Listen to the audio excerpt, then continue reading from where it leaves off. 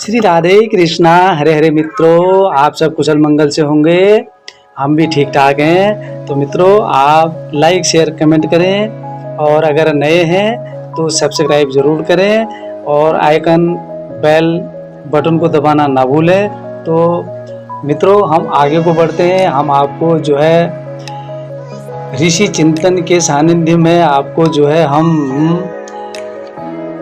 युग ऋषि का संदेश जो कथा के माध्यम से हम आप लोगों तक पहुंचाने का प्रयास करते हुए, तो हमने दूसरे पार्ट में आपको जो है अध्याय पढ़ाया था। तो आज हम आपको तीसरे पार्ट में लिए चलते हैं। तो मित्रों, विचार और कार्य के समन्वय कैसे हो, मनुष्य के विचार और कार्य में समन्वय कैसे हो। तो मित्रों, संसार में ऐसा कोई कार्य नहीं जो तुम संपादित नहीं कर सकते हो। जो कार्य, जो सफलताएं, जो आश्चर्यचकित फल एक व्यक्ति प्राप्त कर सकता है, उन सब की सामर्थ्य तुम में भी विद्यमान। जो प्रतिभा, जो बुद्धि, सामर्थ्य एक मनुष्य के पास है, वह तुम में भी बीज रूप में मौजूद है। तुम जो चाहोगे वही कर सकोगे। तुम जिसकी याचना करोगे वही प्राप्त होगा। यदि तुम सुख समृद्धि की याचना करोगे तो तुम्हें सुख मिल सकेगा, और अगर यदि मुक्ति की आकांक्षा करोगे तो मुक्ति मिलेगी।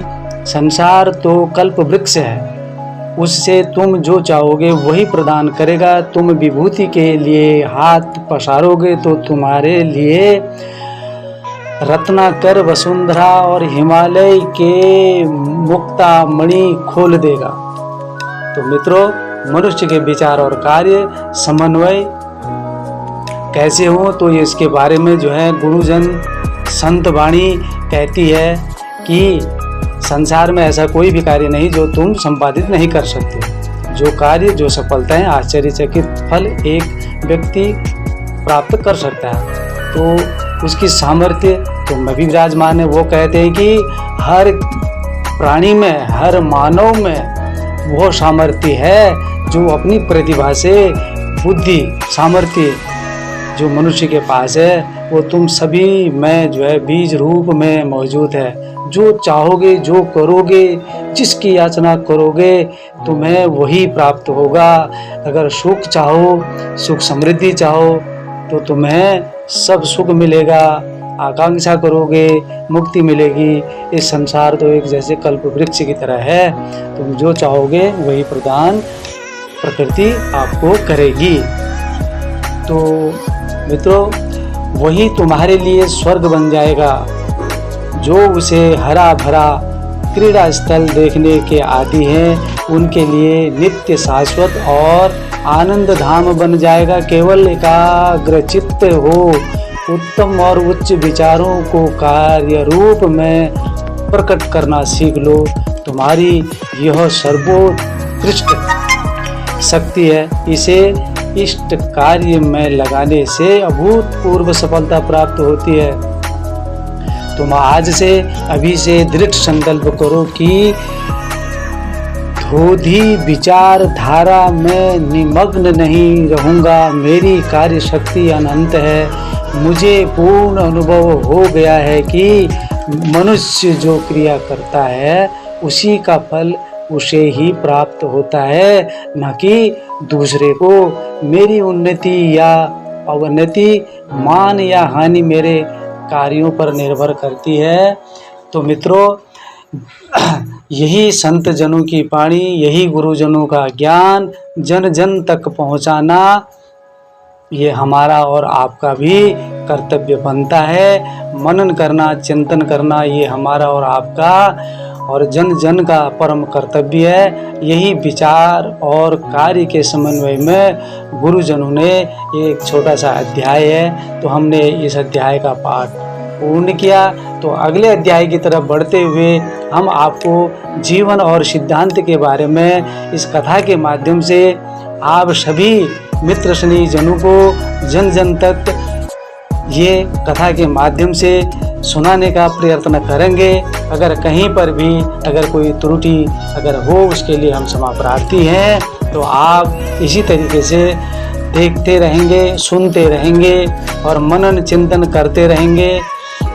तो मित्रों, व्यवस्थित जीवन के लिए सर्वप्रथम आवश्यकता है सिद्धांत और उसका व्यावहारिक निरूपण। कर्तव्य इनमें सर्वप्रथम आता है। कर्तव्य की सबसे स्पष्ट व्याख्या है, कर्तव्य की सबसे स्पष्ट व्याख्या है कि अपने कार्य में तल्लीनता और दूसरे के कार्यों में हस्तक्षेप न करने की भावना। वो कहते हैं कि कर्तव्य मानव का ये होना चाहिए, सबसे स्पष्ट होना चाहिए। उसकी व्याख्या है कि अपने कार्य में तसल्ली से और दूसरे के कार्यों में कभी भी हस्तक्षेप नहीं करना चाहिए, और ये भाव मनुष्य के जीवन में नहीं होना चाहिए। तो यही संतों की वाणी है। वह व्यक्ति जो सदैव दूसरों को मार्ग बताने का दावा रखता है, स्वयं अपने ही मार्ग को नहीं जानता। जो प्राणी दूसरों को रास्ता बताता है, दूसरों को अच्छी शिक्षा देता है, लेकिन खुद उस मार्ग पर नहीं चलता, और यह भी जो है व्यर्थ है। ईमानदारी जीवन का दूसरा सिद्धांत है। वही करो जो कहो और वही कहो जो करो, इसका मूल मंत्र है। इसका कार्य जीवन की अनेक चालाकियों, चालबाजियों और छल कपटों से दूर रहना है। ईमानदारी से मनुष्य के प्रति विश्वास उत्पन्न होता है, और यह विश्वास ही संपूर्ण सुख और समृद्धि का जनक है। तो मित्रों, आप ये गुरुजनों की वाणी, संत जनों की वाणी, महापुरुषों की वाणी, तो ये कहते हैं कि वही काम करो जो आपको अच्छा लगे। अपना मूल मंत्र, इसका कार्य जीवन के अनेक चालाकी, चालबाजी, छल कपटों से तो बिल्कुल दूर ही रहना चाहिए। ईमानदारी से जो मनुष्य के प्रति विश्वास उत्पन्न करता है, और वह विश्वास ही संपूर्ण सुख का समृद्धि जनक है। तो मितव्यता जीवन का तीसरा सिद्धांत है। धन के उचित उपयोग को ही मितव्यता कहते हैं। ज्यों ज्यों धन बढ़ता जाता है, मितव्यता की आवश्यकता बढ़ती जाती है। चौथा सिद्धांत है उदारता। अप्रत्यक्ष रूप से यह मितव्यता से संबंधित है। जो मितव्ययी न होगा वह उदार भी नहीं होगा।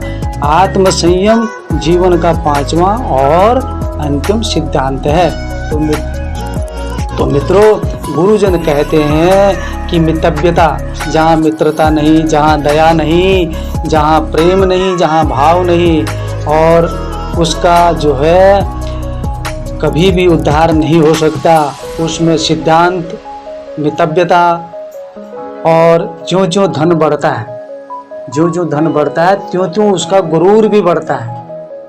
तो इसलिए उदारता, जैसे हमने पिछले भाग में आपको बताया था सत और असत, तो वही चीज़ पूरी पुस्तक में ये दी हुई है। तो हम तो एक आपको कथा के माध्यम से हम आप सभी मित्रजनों को ये सुना रहे हैं। अगर कहीं पर भी त्रुटियां रह गई हो तो उसके लिए हम आपसे क्षमा प्रार्थी हैं।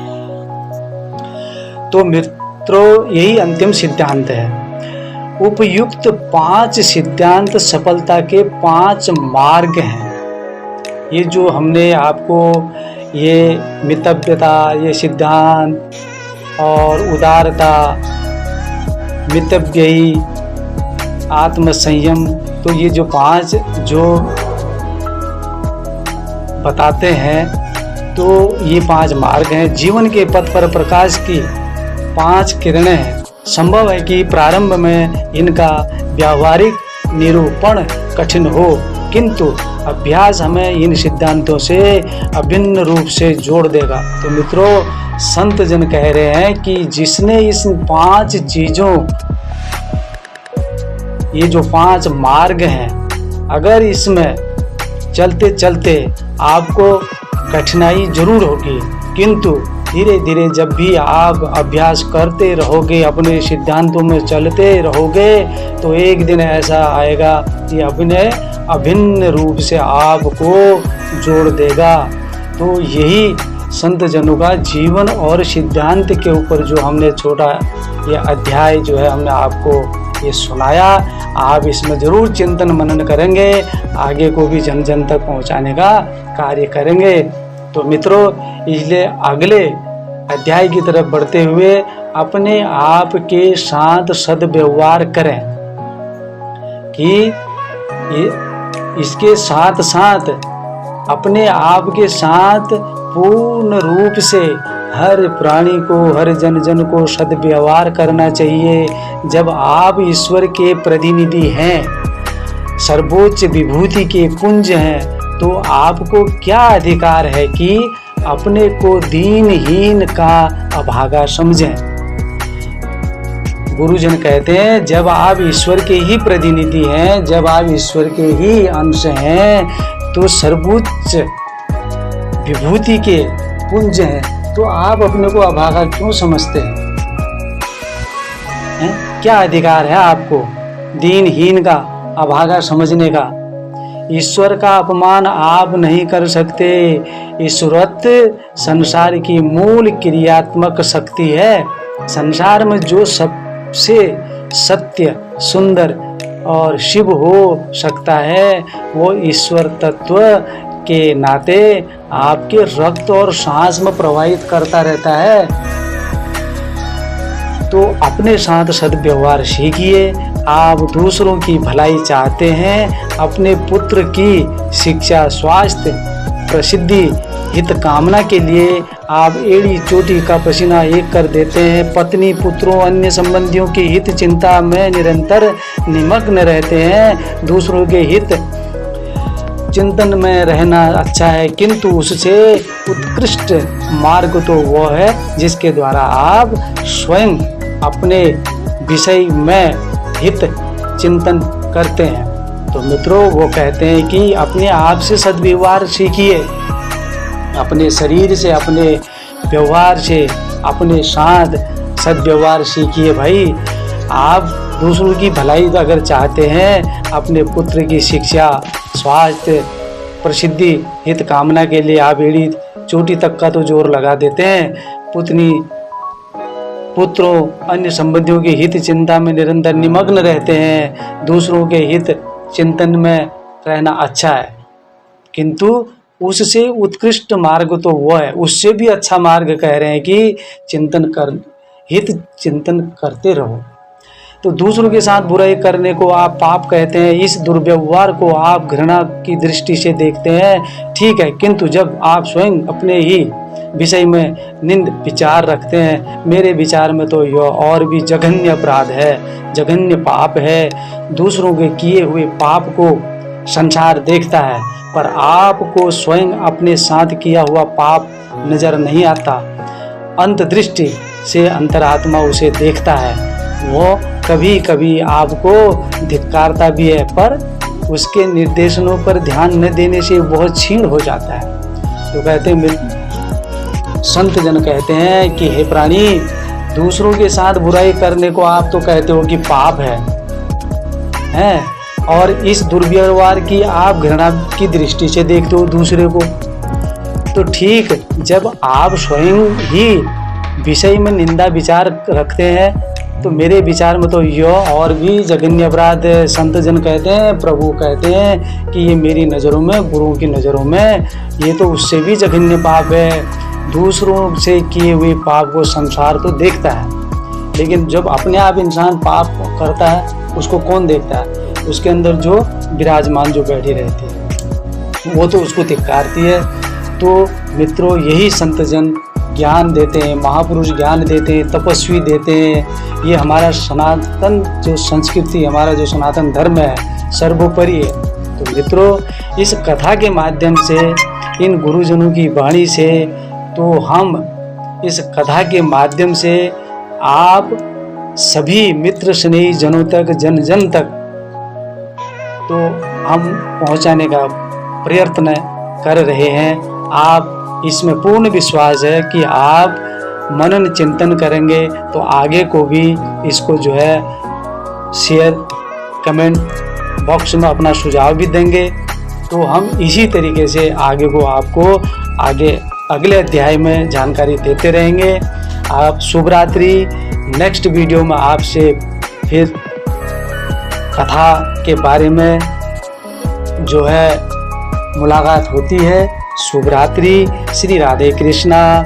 सब कुशल मंगल से रहें। जय श्री राधे कृष्णा। शुभ रात्रि। धन्यवाद।